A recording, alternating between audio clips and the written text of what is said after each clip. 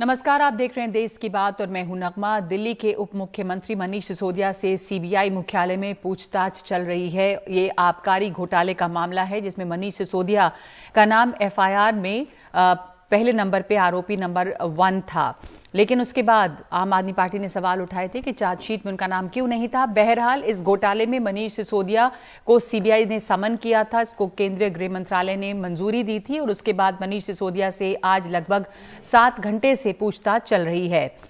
और इसी के विरोध में आम आदमी पार्टी के नेता और कार्यकर्ताओं ने आज विरोध प्रदर्शन किया, बल्कि सीबीआई मुख्यालय के आसपास भी विरोध और धरना प्रदर्शन पे आम आदमी पार्टी के नेता कार्यकर्ता बैठे थे।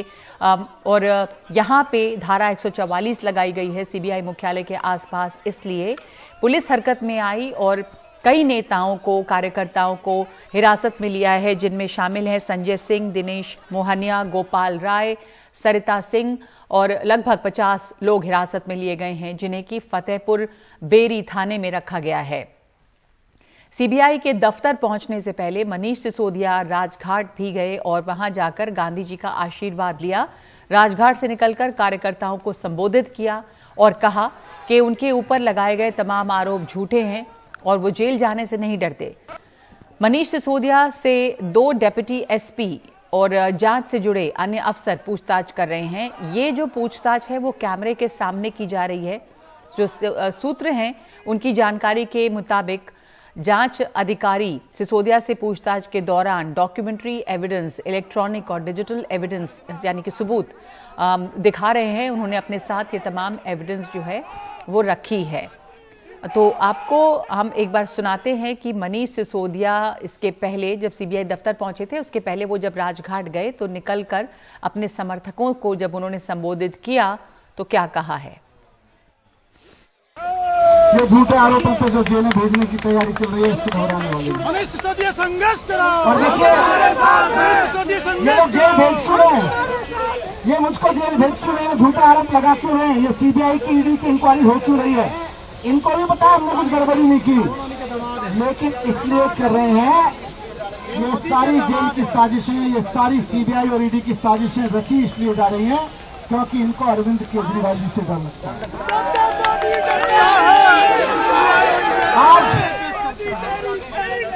आज नरेंद्र मोदी जी को राहुल गांधी जी से डर नहीं लगता, देश के किसी और नेता से डर नहीं लगता, उनको केवल और केवल अरविंद केजरीवाल से डर लगता है, उनको आम आदमी पार्टी से डर लगता है, उनको आम आदमी पार्टी के कार्यकर्ताओं से डर लगता है।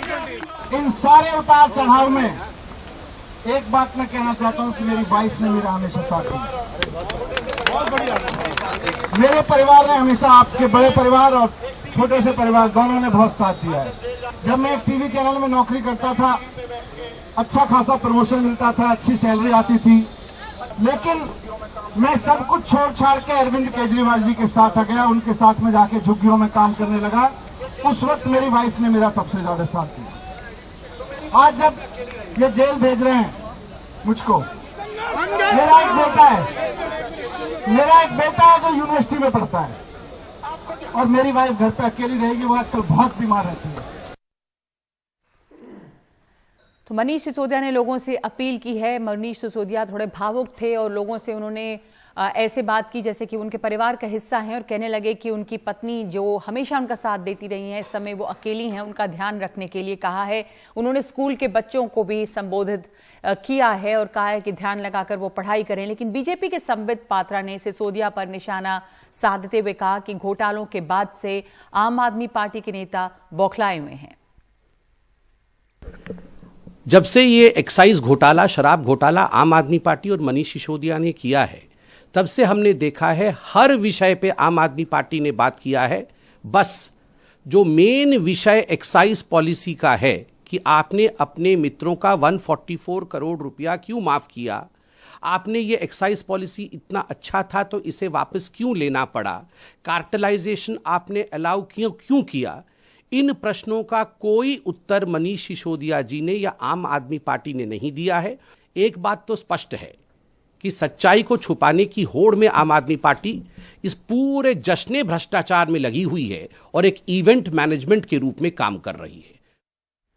और आम आदमी पार्टी का लगातार यह आरोप रहता है कि बीजेपी सिर्फ और सिर्फ इवेंट मैनेजमेंट करती है, लेकिन संबित पात्रा इसे जश्न भ्रष्टाचार बता रहे हैं।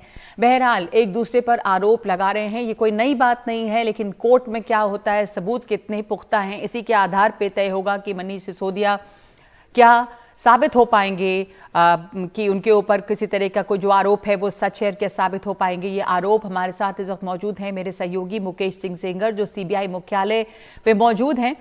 मुकेश, 7 घंटे हो गए हैं पूछताछ को और ये पूछताछ अभी चल रही है। ऐसी खबरें पहले आप लोगों ने भी दी थी सूत्रों के हवाले से कि शायद 6 बजे तक पूछताछ पूरी होगी, तो क्या अब जानकारी है? देखिए, बिल्कुल 7 घंटे का वक्त बीत चुका है। सुबह 11 बजे दिल्ली के डिप्टी सीएम सीबीआई मुख्यालय पहुंचे थे और तब से उनसे लगातार पूछताछ जारी है। हालांकि बीच में उनको लंच का टाइम दिया गया था, लेकिन दोबारा जो दूसरे राउंड की पूछताछ है वो अभी चल रही है।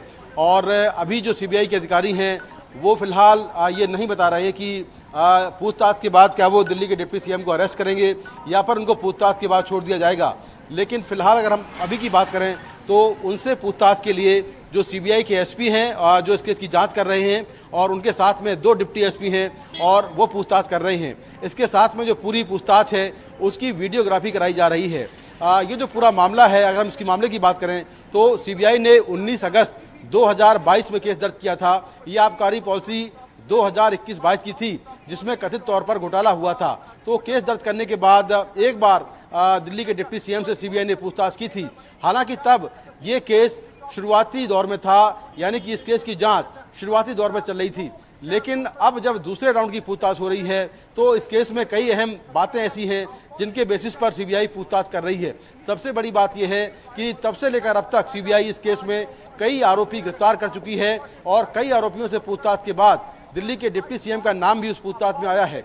इसके अलावा एक आरोपी जो है दिनेश अरोड़ा, जिसका सीबीआई की एफआईआर में नाम है, वो आरोपी अब सरकारी गवाह बन चुका है। वहीं ईडी ने इस मामले में करीब 10 आरोपी अरेस्ट किए हैं, जिसमें समीर महेंद्रू जो कि शराब कारोबारी हैं, इसके अलावा अभिषेक बोइनपल्ली हैं, गौतम मल्होत्रा हैं और जो तेलंगाना के सीएम की बेटी हैं के कविता, उनके जो सीए हैं बुची बाबू, उन्हें भी गिरफ्तार किया गया है।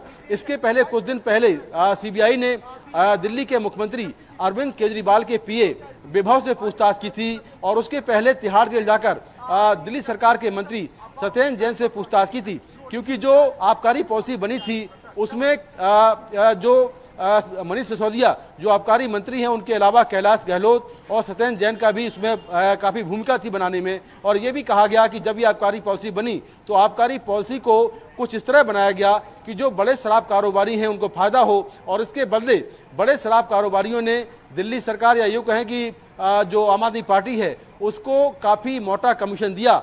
ईडी ने अपनी चार्जशीट में कहा कि जो साउथ की लिकर लॉबी है उसने फेवर के बदले आम आदमी पार्टी की सरकार को करीब 100 करोड़ रुपए जो हैं वो कमीशन के तौर पर दिए और ये सारा पैसा गोवा चुनाव में इस्तेमाल किया गया। और जांच में ये भी कहा गया चार्जशीट में कि जांच के दौरान 36 आरोपियों ने जो इस घोटाले में शामिल हैं उन्होंने 170 मोबाइल फोन और सिम कार्ड नष्ट किए।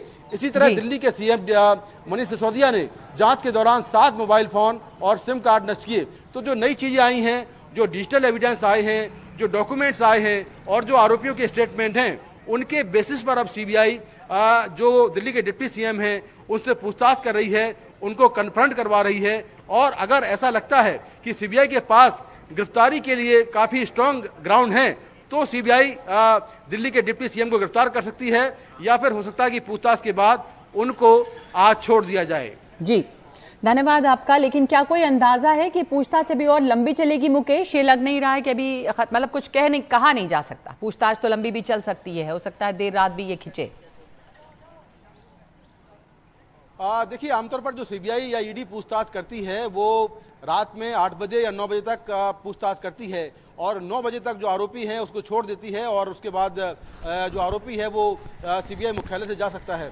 लेकिन अगर उन्हें गिरफ्तार किया गया तो गिरफ्तारी किसी भी समय हो सकती है और गिरफ्तारी के बाद हो सकता है कि सीबीआई उनको वीडियो कॉन्फ्रेंस के जरिए कोर्ट में पेश करे और वहां से रिमांड की मांग करे। तो ये अभी बात की बात है, लेकिन पहले अगर पूछताछ की बात करें तो ऐसा माना जा रहा है कि रात में 8 बजे तक या 9 बजे तक उनसे पूछताछ हो सकती है। जी, तो अभी पूछताछ खत्म नहीं हो रही है, कम से कम 8 बजे तक तो पूछताछ चलेगी ऐसा लग रहा है। धन्यवाद आपका मुकेश सिंह सेंगर। हमारे साथ यहाँ स्टूडियो में इस पर चर्चा करने के लिए मेहमान मौजूद हैं। सूर्य प्रकाश मैथिल हैं, बीजेपी के नेता, नंदगोपाल गुर्जर हैं जो राजनीतिक विश्लेषक हैं, और कुलदीप कुमार हैं, प्रवक्ता आम आदमी पार्टी।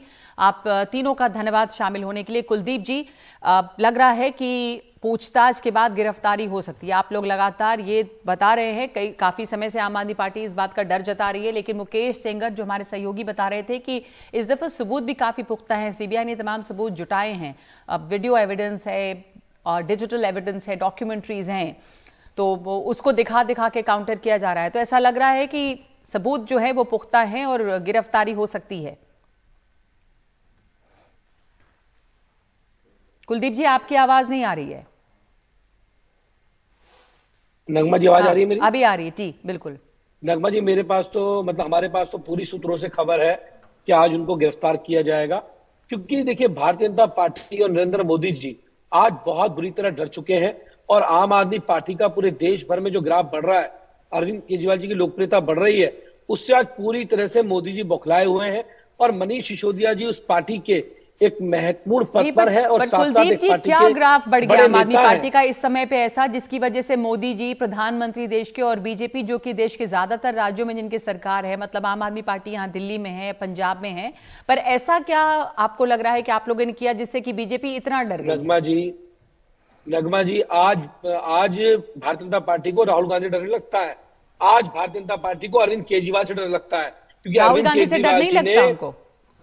बिल्कुल नहीं लगता है, उनको डर लगता है अरविंद केजरीवाल जी से, उनको डर लगता है आज एजुकेशन के मॉडल से, उनको डर लगता है जो दिल्ली के स्कूलों में, सरकारी स्कूलों के बच्चों को जो अच्छी शिक्षा मनीष सिसोदिया ने दी है, उन्हें उससे डर लगता है। वो चाहते नहीं कि गरीब के बच्चों को अच्छी एजुकेशन मिले। पर ये मनीष क्या सिसोदिया कहना जी ने काफी देश के होगा? सामने एक एजुकेशन का मॉडल प्रस्तुत करने का काम किया है। कुलदीप जी, इस क्या देश को ये एक अच्छा कहना मॉडल काफी देने का होगा, काम क्योंकि किया। जो कोर्ट ऑफ लॉ है, अदालत है, उसमें सबूत होते हैं, तो सबूत जो मिल रहे हैं, अगर वीडियो एविडेंस है, देखिए यहाँ पर दिखा रहे हैं, यहाँ पर सूर्य प्रकाश जी हमें कुछ वीडियो एविडेंस अपने टैब पर, वो एक अपना वो टैबलेट लेकर आए हैं, उसमें दिखा रहे हैं। क्या है ये बताएंगे आप सूर्य प्रकाश जी जो आप दिखा रहे हैं? ये इनका एजुकेशन मॉडल है। ये इनका एजुकेशन मॉडल है। बच्चे जो हैं टाट पट्टी पे बैठे हुए हैं, खुले में हैं, गर्मी के अंदर हैं, और देखिए बच्चे कैसे हवा कर रहे हैं। ये इनका एजुकेशन मॉडल है। यही कारण है कि इनको दिल्ली में इस बार नकारा। जो आम आदमी पार्टी क्लीन स्वीप की बात, शर्म करा कर आपके बीच में नहीं बोला मैं, ऑथेंटिसिटी ले लिया करो। किस बात की है कुलदीप भाई? कुलदीप जी, एक मिनट सुन लीजिए, जो आप ये वीडियो दिखा रहे थे, एक मिनट कुलदीप जी, एक मिनट। सूर्य प्रकाश जी, जो आप वीडियो दिखा रहे थे, क्या वो बच्चे कहीं पिकनिक पर गए हुए हैं, लग रहा है किसी गार्डन में? अरे वो स्कूल में बैठे हैं। अच्छा, स्कूल नगमा में। जी, हाँ। वो स्कूल के अंदर है, पढ़ रहे हैं बच्चे। ये लीजिए, अरे ये पढ़ रहे हैं बच्चे, ये देखिए पढ़ रहे हैं ये बच्चे, ये पढ़ रहे हैं बच्चे, ये बच्चे बैठ के पढ़ रहे हैं टटपट्टी पे, टाट पे पढ़ मान रहे लीजिए हैं। कि वो बात हम समझ गए कि अगर बच्चों को, मान लीजिए आप कह रहे हैं कि स्कूल के दावे जो हैं वो सही नहीं। एक सेकंड नगमा जी, सिर्फ मुझे 20 सेकंड दीजिए। एजुकेशन मॉडल बता रहा हूं मैं आम आदमी पार्टी का। दिल्ली के अंदर 2011 में 99.09%, 12 में 99.23%, 13 में 99.43%, 14 में 98.81%, आम आदमी पार्टी की सरकार आने के बाद 95.81 2015, 16 में 89.25, 17 में 92.44% है पासिंग की, 10th की, और 18 में 68%, और अभी ड्रॉप आउट हो रहे हैं स्कूलों से। ये बार बार देखिए नगमा जी, लेकिन मैं सूर्य प्रकाश जी आपसे सिर्फ ये कह रही हूं कि उनकी जो इस समय पूछताछ हो रही है वो आबकारी घोटाला, शराब घोटाले के मामले में। स्कूल का मॉडल, शिक्षा का मॉडल तो यहां पर अभी मुद्दा नहीं है। आप बहरहाल कह रहे हैं कि इसमें भी गड़बड़ी बहुत है, आप ये कह रहे हैं। आबकारी मॉडल जो है उसमें पूछताछ हो रही है। इनका कहना है कि बीजेपी बहुत डरी है इस समय अरविंद केजरीवाल के राइज से, इसलिए आप लोग तरह तरह से घेर रहे हैं कि ये लोग दिल्ली में भी काम ना कर पाए। हाँ, कि पहले आप मेयर का चुनाव देख लीजिए, कितना वहां तमाशा हुआ। अभी आप देखें कि किसी भी तरह से दिल्ली सरकार जब से दोबारा यहां चुनाव जीती है आम आदमी पार्टी, उनको काम नहीं करने के तरह तरह के हथकंडे निकाले जा रहे हैं। देखिए नगमा जी, बसों में इन्होंने सर्विस फ्री की, क्या वहां पर कोई रोक लगा पाए? इन्होंने बिजली हाफ करने की बात कही, वहां रोक लगी? इन्होंने पानी माफ करने की बात कही, वो रोक लगी? नहीं ना। ये अपनी सुविधा के अनुसार आरोप लगाते हैं। अब रही बात आबकारी जो घोटाला है, ये अपने आप में भारत के इतिहास में सबसे बड़े घोटालों में से एक घोटाला गिना जाएगा। आप देखिए पुरानी आबाकारी नीति को बंद करके जब इन्होंने नई आबाकारी नीति शुरू की तो उसके अंदर हर वार्ड में दिल्ली के 3 से 4 दुकानें इन्होंने खोलने का लक्ष्य रखा, 900 से ज्यादा दुकानें, और इन्होंने 4 कंपनियों को, मंगूटा, खाओगली, इंडो स्पिरिट, ये 3 कंपनियां थी जिनको कि इन्होंने पर्टिकुलरली सिर्फ ठेके दिए। आखिर क्या कारण है? जो खाओगली ब्लैक लिस्टेड कंपनी थी उसको इन्होंने ठेका दिया, जो सरकारी रूप से ब्लैक लिस्टेड है उसको इन्होंने ठेका दिया। उसके अलावा अपने मित्रों का 144 करोड़ रुपया इन्होंने वेव ऑफ किया, राइट ऑफ नहीं किया, वेव ऑफ किया। वो भी तब किया जब दिल्ली कोविड से लड़ रहा था, देश कोविड से लड़ रहा था, तो बैकड्रॉप से। जी, और उसके अलावा बहुत मजे की बात मैं बता रहा हूं आपको कि वही लोग पंजाब में इनकी सरकार बनती है तो वही लोग पंजाब में भी आबाकारी ठेका लेना शुरू कर देते हैं। और आज ये गांधी जी की जो है वहां गए पहले और उसके बाद वहां से ये कह रहे हैं कि हम संघर्ष करेंगे। शर्म आनी चाहिए इनको। गांधी जी ने तो ये कहा था कि भैया शराब जो है सबसे घृणित कार्य है, शराब बेचना, और वो शराब के धुर विरोधी थे। अरे वाह, ये एक बहुत बड़ा इन्होंने ड्रामा शुरू कर दिया है। आपने कई तरह के आरोप लगाए हैं, जो एविडेंसेस हैं उनके ऊपर भी बात करेंगे। कुलदीप जी, आपका जवाब इसके पर। देखिए, मैंने पहले, इन्होंने अभी बहुत सारी बातें कही। हाँ। मुझे ये बता दें कि मनीष सिसोदिया जी के ऊपर के पास अभी तक इनको क्या मिला। इन्होंने उनके घर पे रेड करी, सब बताया जा उनके रहा है बेडरूम में रेड करी, अरे उनको उनके वहां मंदिर में बताया रेड जा रहा है करी, भाई। उनके गांव में रेड क्या करी, कह रहे हैं? सब कुछ किया इन्होंने। इनको क्या मिला? इनको 1 रुपया नहीं मिला। इन्होंने बैंक का लॉकर चेक कर लिया। अब ये कहते हैं 10,000 प्रदर्शनी लगा के दिखाएगी कि ये मिला है। 10,000। अरे वही दिखाती है आपकी सीबीआई। प्रदर्शनी लगा के आपकी दिखाएगी सीबीआई क्या? तो लाख रुपए वो तो का कोर्ट में बताएगी कि क्या मिला है क्या नहीं मिला है। और आपके मनीष सिसोदिया जी को अंदर बैठाकर वीडियोग्राफी के अंदर दिखाया जा रहा है। सारे वीडियो एविडेंसेस, सारे के सारे डॉक्यूमेंट एविडेंसेस दिखाए जा रहे हैं वहां पर। दिखा रही है। आप क्या करें? सीबीआई नहीं, आपसे एक मिनट, आपको। कुलदीप जी, आपको पता है जो क्या दिखा रही है एविडेंसेस हैं उनके लिए आप क्या कहेंगे कि सबूत मिल रहे हैं, डॉक्यूमेंट्री वीडियो एविडेंस हैं, तो आप क्या सिर्फ ये कह के बच सकते हैं कि बीजेपी डर गई है? कुलदीप जी। नगमा जी, हाँ। नगमा जी, 10,000 करोड़ रुपए का घोटाला भाजपा वाले बता रहे हैं। इतना हास्यास्पद है और साथ साथ मैं इससे दुर्भाग्यपूर्ण भी है। मैं पूछना चाहता हूँ, 10,000 करोड़ रुपए में से आपको कोई तो एसेट्स मिला होगा, आपको कुछ तो मिला होगा, आपको उनके घर पे कुछ मिला होगा, कोई अच्छा अच्छा संपत्ति मिली होगी। क्या मिला देश को बताइए तो सही। क्या आपको 10,000 करोड़ रुपए में ऐसा तो नहीं है कि चूरन की पुड़िया जेब में दुक्का के रख लेंगे? कहां पे मिला? कुछ तो मिला होगा। आप उनके गांव चले गए, आपने रिश्तेदारों को चेकिंग कर ली, आस पड़ोस वालों की कर ली, क्या मिला आपको? कुछ नहीं मिला। ये केवल मनीष सिसोदिया जी की छवि को खराब करने का, बदनाम करने का, अरविंद केजरीवाल जी को बदनाम करने का भारतीय जनता पार्टी का षड्यंत्र है। और ये ईडी और सीबीआई से हम लोग नहीं डरते हैं आपकी। मैं बता देता हूं आपको, हम बाबा साहब अम्बेडकर और शहीद आजम भगत सिंह को मानने वाले लोग हैं। चोर हम लोग कभी नहीं डरते पुलिस से डरता ही नहीं है। हम तो सर पे अभी सिर्फ आरोप है, साबित हुए नहीं है सूर्य प्रकाश जी, इसलिए अभी कहना सही नहीं होगा कि चोर है। लेकिन बिल्कुल मैं जवाब दे दूंगी आपको। 1 मिनट अपनी बात पूरी कर लीजिए आप कुलदीप जी, आप जवाब सुनिएगा। एक सबसे बड़ा डिफेंस आम आदमी पार्टी का सिर्फ ये है कि कुछ भी मिला नहीं है मनीष सिसोदिया के घर से, और दूसरे ये कि बीजेपी डर गई है, इसलिए आप लोग लगातार उनको घेर रहे हैं। तो अभी बहरहाल जो एविडेंसेस उनके खिलाफ हैं, अभी उसमें से कुछ साबित हुआ नहीं, अभी तो पूछताछ चल रही है सीबीआई की। पहले जब पूछताछ हुई है कुछ सामने आया नहीं है, ठीक है। तो इनका ये कहना है कि आप लोग लगातार तंग कर रहे हैं और डर गए हैं, और नियत सिर्फ ये है कि किसी तरह से फंसा कर रखा जाए सरकार को। देखिए नगमा जी, ये तो आम आदमी पार्टी की एक रटी रटाई लाइन है कि कुछ मिला नहीं है। अगर कुछ नहीं मिला था तो सत्येंद्र जैन पिछले 10 महीने से जेल में क्यों है? सत्येंद्र जैन के ऊपर कोर्ट ने डायरेक्टली ये क्यों टिप्पणी की कि प्रथम दृष्टया इनके ऊपर केस चलाने के लिए, इनको जेल में रखने के लिए साक्ष्य बहुत हैं। वही आधार अगर ये बनाकर कोर्ट में पहुंच के लगातार ये 25 बार बेल काहे लगाए और काहे रिजेक्ट कर दिया कोर्ट ने? मिला था ना। अभी मनीष सिसोदिया जी के खिलाफ भी जितने सबूत मिले हैं, क्या सीबीआई यहां पर प्रदर्शनी लगाएगी क्या सबूतों की?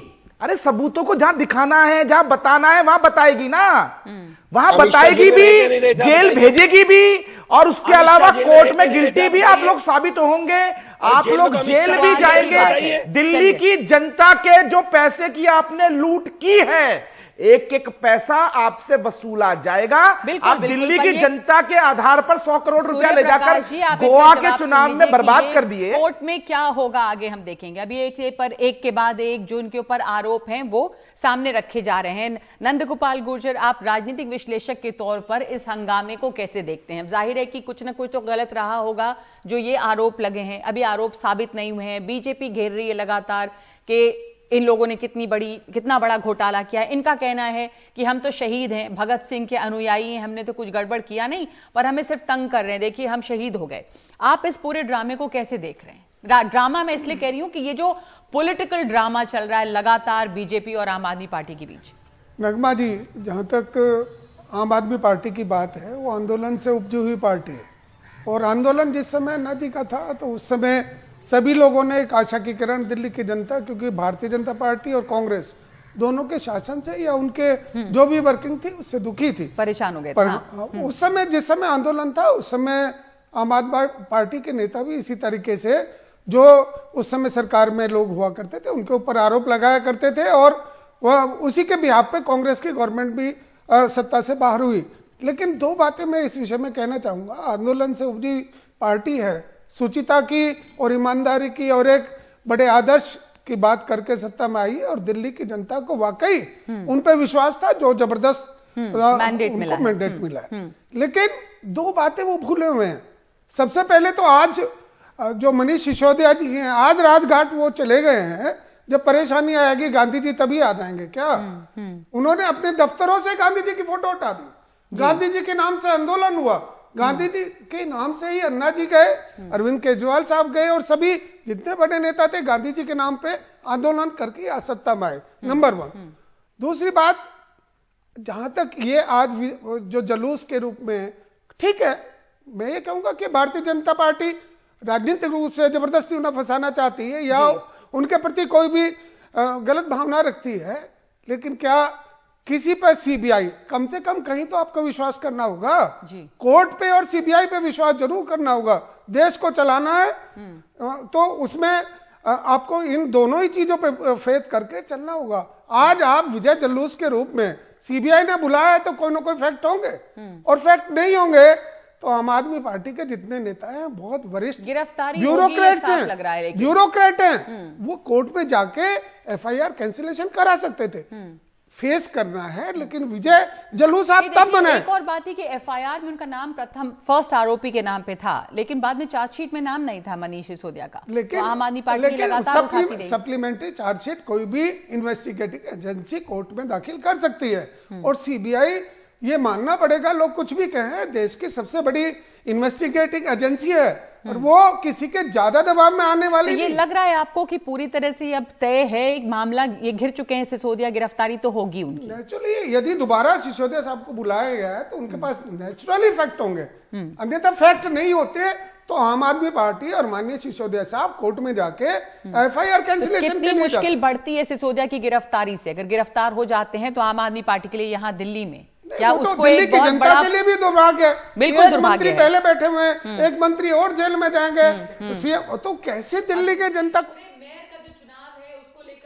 अच्छा मचा हुआ है? तो दिल्ली के जनता को तो मेयर मिला है। आपने सही, हाँ, दे रही हूँ, आ रही हूँ। आपने बहुत बढ़िया क्वेश्चन उठाया नगवा जी। मेयर के चुनाव में आम आदमी पार्टी और कांग्रेस में क्या अंतर है? बीजेपी जो कांग्रेस पे आरोप लगाया करती थी, आम आदमी पार्टी कांग्रेस की आरोप लगा के आज सत्ता में आई है। जो उन्होंने हाथों में दिखाया, देश की जनता क्या सोचेगी? अफसोस ये है कि जो आरडब्ल्यूएज हैं, मोहल्ले हैं, जिनको उम्मीद थी कि मेयर के चुनाव के बाद काम होगा, वहां भी काम अटका है। जी बताइए, आप क्या कहना चाहेंगे अब? और यहाँ पर सूर्य प्रकाश जी, एक चीज और यहाँ पर रह गई। हाँ, आप अभी ये सुचिता की बात कर रहे थे, गांधी जी के यहाँ पे मत्था टेक के आए थे ये, और ये भगत सिंह जी की बात कर रहे हैं, अंबेडकर साहब की बात कर रहे हैं। एक मंत्री इनके जेल में है, वो कौन है? वो जेल मंत्री हैं, सत्येंद्र जैन जी। लेकिन आज भी वो मंत्रिमंडल में हैं। ये इतिहास के अंदर, भारतीय राजनीति के इतिहास में ऐतिहासिक है कि एक भ्रष्टाचार के आरोपों में मंत्री, जेल मंत्री, और वो आज भी मंत्रिमंडल में है। किस प्रकार से उनके मंत्रालय का काम हो रहा होगा? क्या तिहाड़ भेजी जा रही है फाइलें जहां साइन हो रहे हैं? दूसरी चीज, अब दिल्ली के शिक्षा मंत्री, ये बार बार कहते हैं शिक्षा मंत्री हैं, वही शिक्षा मंत्री आबाकारी मंत्री भी हैं। तो कितना कॉन्ट्रिडिक्शन है कि जब ये बात करते हैं गांधी जी की, फोटोज में चेंज कर दिया, गांधी जी को हटा दिया। भगत सिंह जी की बात करते हैं, भगत सिंह जी ने क्या कहा था कि देश के युवा को शराबी बनाइएगा, गली गली के अंदर शराब की दुकानें खुलवाइएगा। गली के अंदर उन्होंने शराब की दुकान, ये बात तो सही नहीं है सूर्य प्रकाश जी। क्या उनके आने के पहले शराब की दुकानें नहीं? बिल्कुल बिल्कुल। और नहीं, पूरे नगमा जी, हिंदुस्तान में इसका शराब भी की एक आंकड़ा है, नगमा जी, इसका भी एक आंकड़ा है। शराब नीति को बदला गया। पहले शराब नीति ये थी, देखिए स्कूल से 500 मीटर की दूरी पे होता था। मैं आपको एक नहीं 50 दुकानें बता दूंगा जो हॉस्पिटल और स्कूलों के बिल्कुल पास में। रोकूंगी, मैं भी अपनी आवाज नहीं ऊंचा करना चाहती, पर यह बात गलत इसलिए इस बात को उठाना क्योंकि ऐसा थोड़ी कि पूरे हिंदुस्तान में आपने शराब की दुकानें बंद कर दी हो। जहां जहां बीजेपी दिल्ली के अंदर 500 दुकानें थी, 900 दुकानें इन्होंने कर दी। 900 हो सर या 300 हो, शराब की दुकानें तो हैं 900 दुकानें। आप उससे क्या फर्क पड़ता है? कोई स्टैंडर्ड थोड़ी है। एक वार्ड में 3 दुकानें कर दी गई, ये भी अपने आप में ऐतिहासिक क्या है। बीजेपी शासित पॉलिसी पे उठाया जाता है। एग्जैक्टली, क्वेश्चन पॉलिसी पे उठाया जाता है। बीजेपी किस तरह की पॉलिसी चाहती है? क्या आप शराबबंदी पूर्ण तरह से चाहते हैं? क्या बाकी राज्यों में बंद करेंगे? मैं बताता हूं आपको, मैं बताता हूं आपको। देखिए, सबसे पहली बात, गांधी जी की बात की, 2 अक्टूबर को भी इन्होंने हटा दिया। 2 अक्टूबर को भी इन्होंने हटा दिया, ड्राई डे से। उनको ड्राई डे से हटाया इन्होंने। ड्राई डे दिल्ली के अंदर कम कर दिए। जो उनके ऊपर आरोप है आप उस पर बात कर सकते हैं। मैं वही तो कह रहा हूं, भ्रष्टाचार के आरोप है ना। नहीं, इसके ऊपर मॉरल ग्राउंड या मॉरल भी होगा। देखिए ना नगमा, आपने क्यों मॉरल भी होगा। शराब की दुकानें आपने, मतलब अर्थव्यवस्था दिल्ली की चलाने के लिए शराब की दुकानें खोली, और अगर ऐसा ही था, आपकी नीति ओके थी, तो आपने नीति वापस क्यों ली? जहां पे है वहां शराब, आपने नीति वापस क्यों ली? मैं तो पूछ रहा था कुलदीप से कि आप मुझे बता दीजिए नीति वापस क्यों ली? 1 मिनट सर जी, अगर आपकी नीति ओके थी तो आपने नीति वापस क्यों ली? और भी लोग यहाँ पर जी बोलिए। जी, सूर्य प्रकाश जी कह रहे हैं वो तो सही नहीं स्टैंड नहीं करता कि दुकानें बीजेपी शासित राज्यों में भी है। सब जगह जो मेन गलती दिल्ली सरकार से, एक मिनट, नहीं डबल हो या नहीं हो उससे फर्क नहीं पड़ता। मेन गलती जो दिल्ली सरकार से हुई है वो हुई है, पॉलिसी बनाई। बात एज लिमिट की नहीं है, आप इसमें मॉरल हाई ग्राउंड नहीं ले सकते क्योंकि आपने भी शराब की दुकानें खोली। भ्रष्टाचार भी है, मॉरल हाई ग्राउंड भी है। दिल्ली के युवा को शराबी बनाने का टारगेट जनता का किया गया। आप दूसरे को जो सरकार से गलती हुई है, जो मैं समझता हूं, जो भ्रष्टाचार का बात, भ्रष्टाचार वाली जो बात है, सरकार ने एक एक्साइज पॉलिसी बनाई और उस पॉलिसी को वापस ले लिया। जनता की नजरों में या लोगों की नजरों में यह डाउट हुआ कि एक पॉलिसी यदि सरकार लाई तो उसको कंटिन्यू करने देते। उसमें कहीं कमियां थी, तभी तो सरकार ने वापस। तो ये बात कहना कि उन्होंने शराब की दुकानें खुलाई, ये इसलिए भी नहीं है क्योंकि बीजेपी ने भी शराब की दुकानें खोली और दूसरी जगह पे भी दुकानें हैं। आप इस चीज को कोट कीजिए कि डबल दुकानें इन्होंने कर दी, हर वार्ड में 3-3 दुकानें कर दी। आप ये बताइए मुझे कि हर आधे किलोमीटर में एक, पर मामला ये नहीं है कि दुकानें डबल हुई है, मामला ये है कि भ्रष्टाचार हुआ है। भ्रष्टाचार के साथ में दिल्ली को शराब के आरोप वो नहीं है सूर्य प्रकाश जी, आप गलत बोल रहे हैं। आरोप ये नहीं है, आरोप ये है कि भ्रष्टाचार हुआ है और उसके ऊपर सीबीआई पूछताछ कर रही है, दुकानें डबल होने पे नहीं। पर बात यह है कि क्या भ्रष्टाचार नीति में हुआ। धन्यवाद आपका सूर्य प्रकाश जी, नंद गोपाल गुर्जर और कुलदीप कुमार। देखना यह है कि आज कितनी लंबी ये पूछताछ चलती है और जैसा आम आदमी पार्टी खुद कह रही है कि गिरफ्तारी तो शायद होगी क्योंकि सबूत जो है इस दफा सीबीआई के पास में हैं। तो एक ब्रेक ले रहे हैं इस वक्त हम और लौटते हैं दूसरी खबरों के साथ।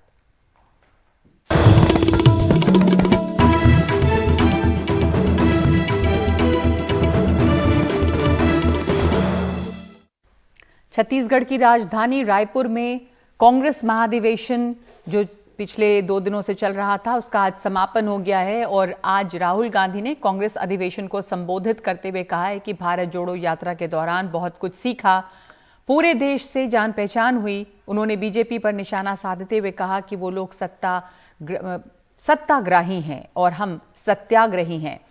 वो सत्ता के लिए कुछ भी कर सकते हैं, हम सत्य के लिए कुछ भी कर सकते हैं। राहुल गांधी जल्द ही देश के पूर्वी हिस्से से पश्चिमी हिस्से तक भारत जोड़ो यात्रा की ही तरह एक और यात्रा करेंगे। ये कौन सी देशभक्ति है?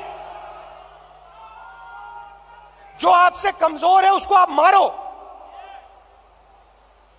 और जो आपसे मजबूत है उसके सामने आप झुक जाओ। शब्द है इसके लिए। महात्मा गांधी कहते थे, सत्याग्रह की बात करते थे। सत्याग्रह का मतलब, सत्याग्रह का मतलब सत्य के रास्ते को कभी मत छोड़ो।